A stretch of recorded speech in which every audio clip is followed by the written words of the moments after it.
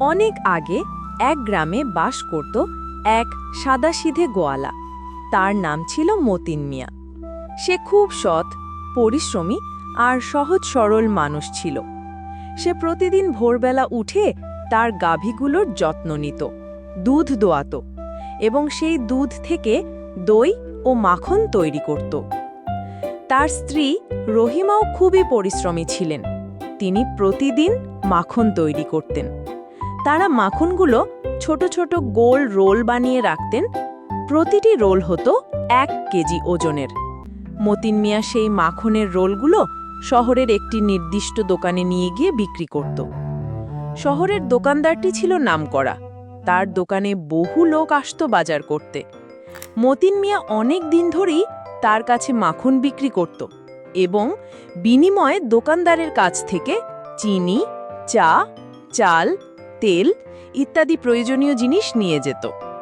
একদিনের ঘটনা। প্রতিদিনের মতো মাখন বানিয়ে মতিন মিয়া বাজারের সেই দোকানে গেল মাখনের রোলগুলো বিক্রি করার জন্য। রোলগুলো বিক্রি করে মতিন মিয়া সেই দোকান থেকে কিছু বাজার সদাই করলেন। তারপর বাড়ি ফিরে গেলেন। এদিকে দোকানদার আজ একটু অবসর পেয়ে সে ভাবল, আজ দেখি তো মতিন মিয়া ঠিকমতো মাখন দেয় কিনা। সে মতিন মিয়ার দেওয়া মাখনের রোলগুলো এক এক করে ওজন করল। কিন্তু মাখনের রোলগুলো ওজন করতেই উনি দেখলেন প্রতিটি রোলেই ওজন 1 কেজি নয়, বরং 900 গ্রাম। সে রাগে ফুঁসে উঠল। মনে মনে ভাবল, এই মতিন মিয়া তো আমাকে প্রতারণা করছে। 1 কেজি বলেও 900 গ্রাম দিচ্ছে। সে সিদ্ধান্ত নিল, পরের বার মতিন মিয়া এলে তাকে উচিত শিক্ষা দেওয়া হবে।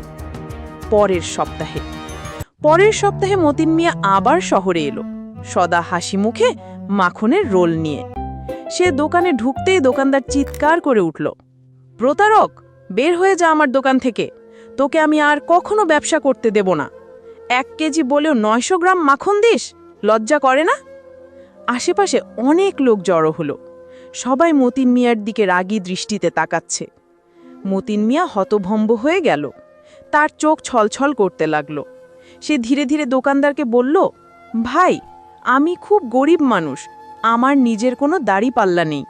তাই আমি প্রতিবার আপনার কাছ থেকে যে 1 কেজি চিনি নিয়ে থাকি, সেই 1 কেজি চিনির ওজন দিয়েই আমি ওজন মেপে মাখনের রোল বানাই।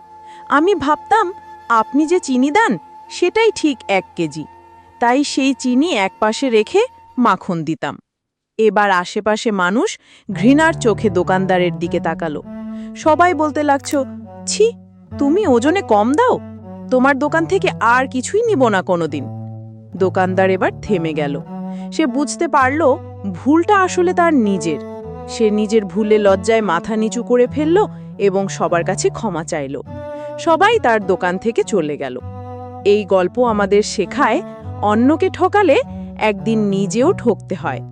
কখনো ওজনে কম দেওয়া উচিত নয়। প্রিয় বন্ধুরা, আমাদের গল্পটি কেমন লাগলো কমেন্টে জানাও। এই ধরনের আরও গল্প পেতে আমাদের চ্যানেলটি সাবস্ক্রাইব করো, ভিডিওটি লাইক দাও এবং শেয়ার করো।